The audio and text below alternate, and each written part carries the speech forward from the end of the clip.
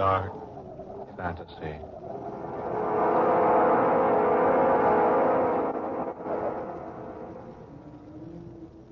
I am the man who came back.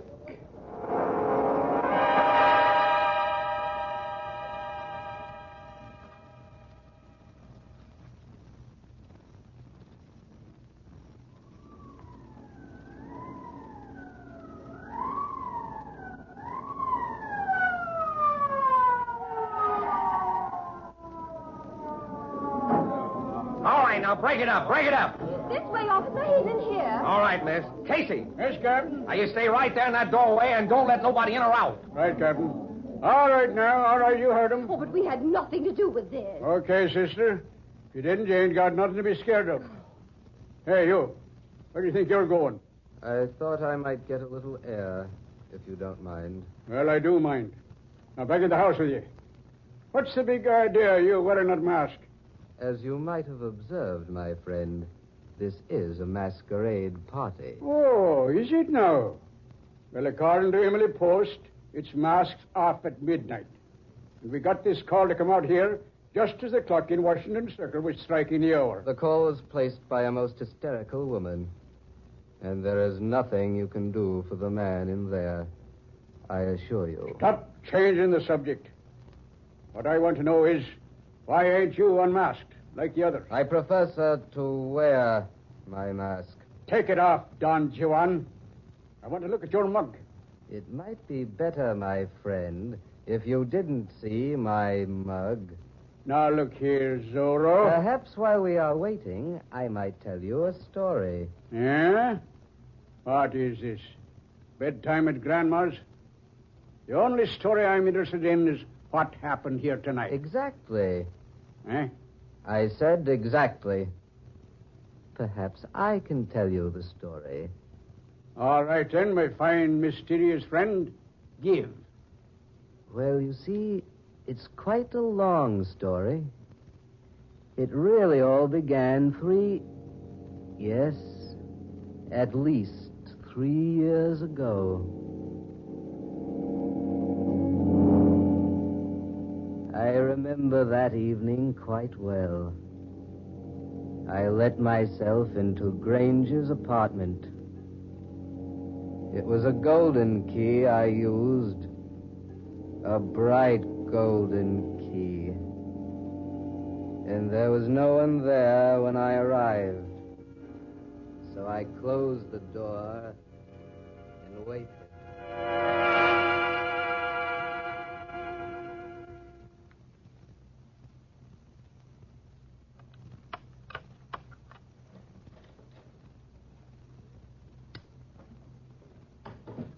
Well, Grange, imagine seeing me here. Huh? Blake. Oh, I say, you startled me. Did I now? I dare say, had I been someone else, you wouldn't have been at all startled. Incidentally, old man, how did you get in here? I suppose it would be quite facetious of me to say that I came in the same way you did. Oh, I say, a new piano. Do you mind? No, not at all. Go right ahead. Help yourself. Have a drink? No, thanks. You'd better have one, though. Oh, yes. I say, Blake, what's that you're playing? You've heard it before, Grange. Have I? I don't recall. You have a short memory. I usually remember pretty well. Well, when you choose to, you do, yes. What do you mean by that? My wife has played that tune for you every night this week, and last, and the week before that. You see, I happen to know. Oh. I see. Well, I'm glad you haven't the audacity to deny it. No. No, I don't deny it. Your wife has been here. Often. As often as she possibly could. But I assure you, she came of her own desire. And as a result of your oily persuasion. I might agree, Blake, that she is easily persuaded. And, of course, my curiosity prompts me to ask how you finally learned the truth. I accidentally found the key to your apartment here. It was in Sylvia's purse. A golden key. With your initials engraved on one side, hers on the other. Why, I thought that a rather handsome touch. Don't you agree? I've brought the key back to you. How gallant of you, old fellow. I'm serious. Sylvia will never come here again. Are you positive of that? Quite. For I shall ask her not to. You seem to believe she'll obey you. She will. And I ask you now, Grange, as a gentleman, kindly refrain from inviting her here again. In other words, hands off. Is that it? I'm glad I make myself quite plain. Why, you fool. You dull, stupid fool. What right have you to demand anything of Sylvia? Do you think for a moment, night after night, twiddling her thumbs while you're away from home? I admit I've been busy this past year, but another 6 months... You've no one to blame for Sylvia's being here but yourself. Here she's found what you denied her, Blake. And I doubt very much if she'll give it up. Why, you swine, if you think for a moment... Oh. Well, I forgot you carried a gun. But if you'd care to put it away... Skip the heroics, Blake. You know, I think I've suddenly thought of a solution to all this. The only solution is for you to leave Sylvia alone. Oh, no. No, you're quite mistaken. This is the solution. Here in my hand. Indeed, I rather like the idea. Besides, with you out of the way, Sylvia need have no more qualms. Why, you low yellow rat. That's it, Blake. Come closer. Threaten me. Make me do it. Make me do it, Blake. If you think killing me is a way out, Grange, you're very badly mistaken. It's the only way out. If you kill me, Grange, I'll come back and avenge myself. One shot, and that'd be all. I can prove self-defense. Sylvia will help. She'll swear you came here and tried to kill me. I'll come back, Grange. Just one shot directly between the eyes. I'll haunt you, Grange, because by God in heaven, I'll come back. It's a perfect scheme, yes. I like I'll it. pierce the veil, Grange, because I'll come back if I have to fight all the demons of hell to do it. Prepare, Blake. This is a chance of a lifetime. It's the way out. Yes, it's the way out. Grange!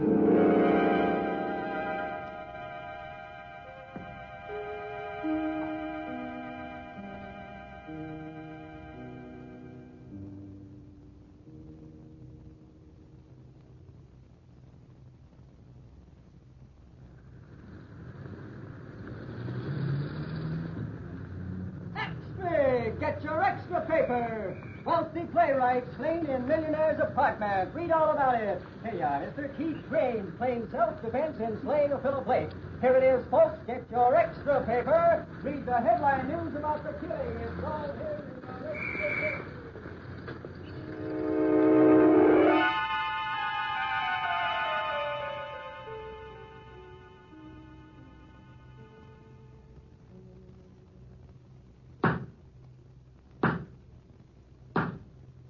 It is the judgment of this court that the defendant, Keith Grange, did shoot and kill the deceased, Philip Blake, on the night of April 16th, and that in so doing, he acted in the line of self-defense.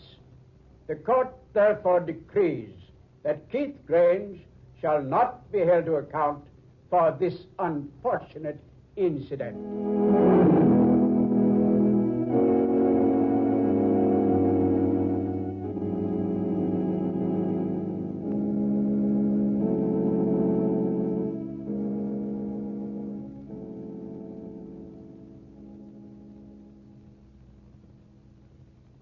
Well, my dear? I suppose there's nothing to worry about now. Not the slightest thing. I told you from the very beginning, Sylvia, that I acted rightly in doing what I did. Oh, I still can't resign myself to it. But you must. It's all over. Philip is dead. Now we can be together as much as we please. Keith, suppose you and I should have a misunderstanding. Suppose I should become angry sometime. So angry I might tell the truth to the authorities. That, my dear, would be most unfortunate. But it's a possibility, and by no means should we overlook possibilities. So allow me to remind you, Sylvia, my dear girl, that your hiding the true facts of the matter at the coroner's investigation automatically makes you an accomplice. Oh, I see. But why are we talking like this, darling? We'll both feel better after we've had a little rest. Of course we will, dear. Kiss me goodnight, darling. I'm going home. I'll take you. Oh, no. No, I'd rather go alone tonight if you don't mind. As you wish, my dear. Good night. Good night, darling. Sweet. Will you call me in the morning? Yes, of course I will. Good night, then. Good night, darling. Pleasant dreams.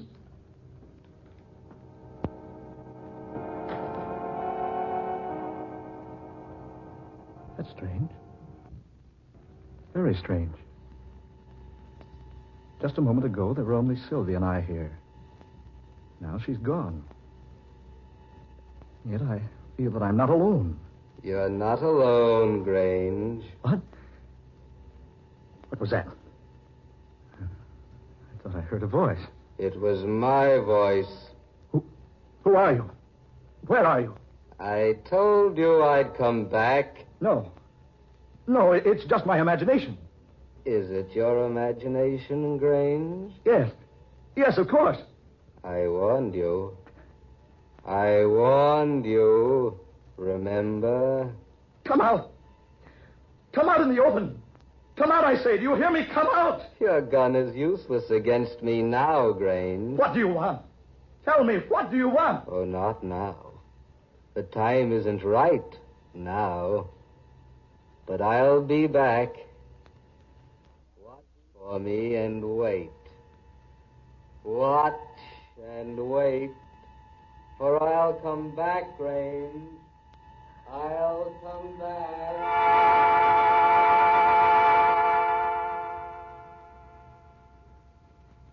No.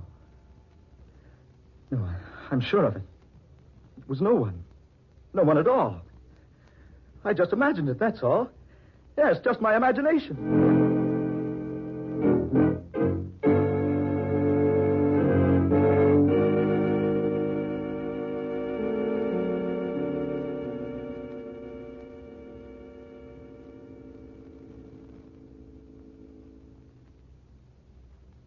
Sylvia, dear, you look so tired. Here, perhaps this will wake you up. Present for you. A present? Yes, something I picked up today. I thought you'd like it. How sweet of you, darling. I think I can guess just by looking at the box. It's a ring. Oh, aren't you clever? Go ahead, open it. All right, darling, but don't hurry me. Oh, Hey, Sylvia, that isn't the ring I bought for you. Keith, look at this ring. The initials.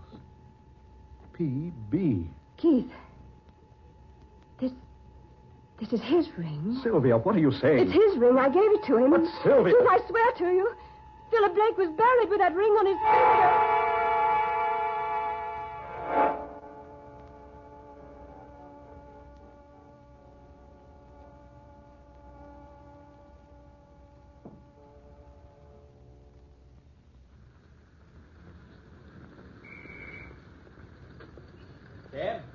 Cab, mister? Yes, please.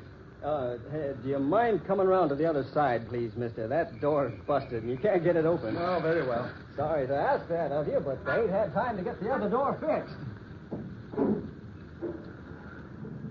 Where to, friend? Huntington Arms Hotel, please. Right. Excellent. Huh? That's where I'm going. Oh, you startled me. I didn't know there was anyone in this cab. It's so dark tonight. Yes, isn't it? I say, I don't seem to feel anyone in the seat here beside me. Strange. You certainly bumped me hard enough when you crawled in here. Bumped you? I beg your pardon, sir, but I... Never mind, Grange. Never mind. You know me? I'm surprised that you don't know me. Why, yes. Your voice sounds familiar. Good Lord. Philip Blake. Do you mind riding with me? Blake, you're supposed to be dead. You're supposed to be buried. I am dead, Grange. I am buried. Cabby, stop this cab. Right, sir. Now, let me out of here. Let me out. What's the matter, Governor? Hey, you hadn't ought to jump out of a moving car like that. What in the name of heaven is in the back of that cab? Well, why, nothing, Governor. Here, see? I'll turn on the light. There. See? But there was somebody in there with me. Oh, now, mister, they couldn't have been. Look for yourself. The seat's empty there. And you just jumped out on this side of the cab. The other door won't open. No, brother, there wasn't nobody in that seat with you. Must have been your imagination.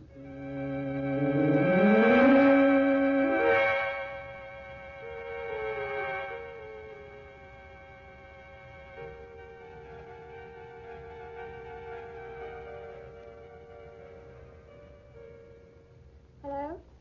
Hello, Doris? Dear, this is Sylvia. I just wanted to remind you about the masquerade ball at Keith's new home tonight. You'll be there? Fine. Now remember, masks and costumes for everybody. All right, dear. Bye.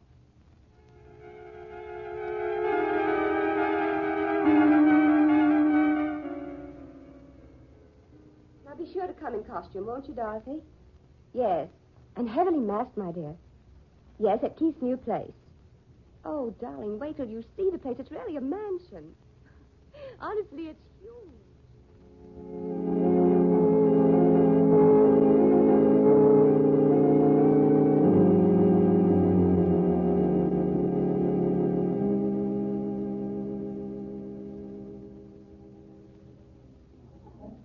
Mr. Grange, I believe. Sylvia, darling. So you penetrated my disguise. Silly. I heard you order it from the costumers yesterday. Darling, the music will start soon.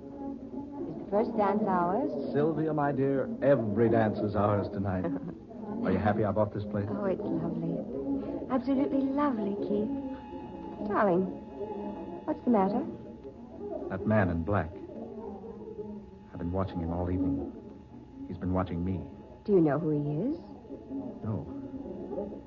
He just stands and stares at me. Everywhere I go, he's always just a short distance away. Look, Keith. He's going into your study. Well, he hasn't any business in there. That's strange. I locked that door this evening so the guest wouldn't go into your study and disturb things. Well, he just walked right in. And, dear, I'll go see who he is and what he wants. You mingle with the guests, and I'll join you later. Very well, dear. But don't be long. I'll be waiting for you. All right, Sylvia. Yeah. It's odd. This door is locked.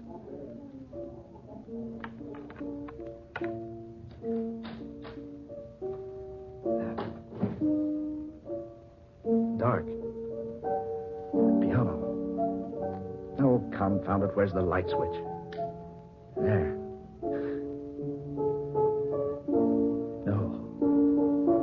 No, it can't be. That piano. Someone's playing and... Yet there's no one seated there. The keys. Moving. Up and down. Playing the music. But there are no hands on them. That melody. It's the melody he played the night I killed him. He's playing it now. And yet he's not there. I'm here, Grange. I'm here. Play. Look closer, Grange. Here I am. You see? Yes. I see you now. I brought you a little gift for your masquerade party. What? You'll find it lying on your desk. Turn around and see for yourself. That's right. There. You see? A gun. It's the one you killed me with. Don't you recognize it? Where did you get that gun? I found it, Grange, and I've brought it back to you. I put one shell in its chamber. Just one, Grange. But that is enough. What are you trying to... Gone. He's gone. Lord, am I mad? Was I dreaming? No. No, the gun is here. It is my gun. One cartridge, he said. Only one. One cartridge. Yes. Yes, it's the only way left. He knew it was the only way. Now he's left me to take it. All right, Blake. You can have your revenge. You can have it. You are right. It is the only way.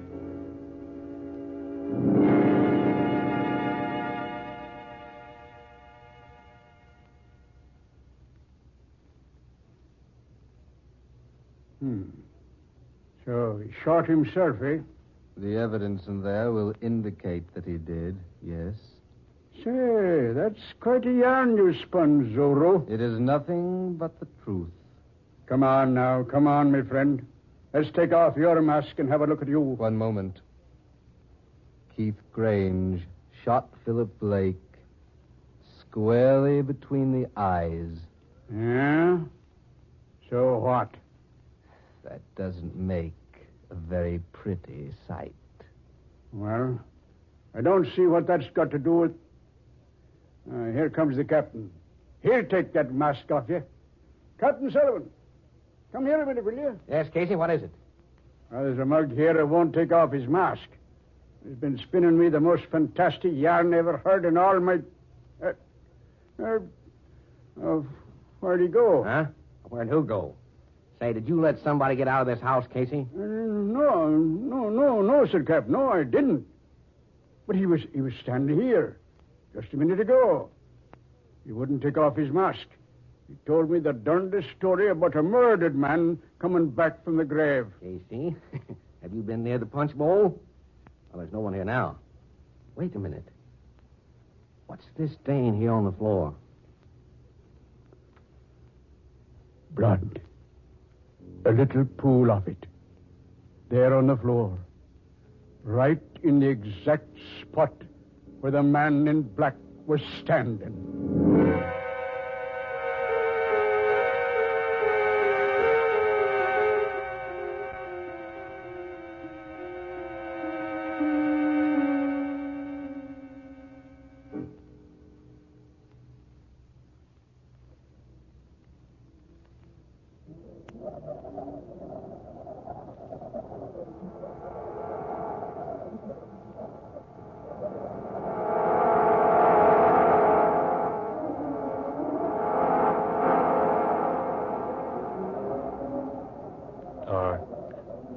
Fantasy.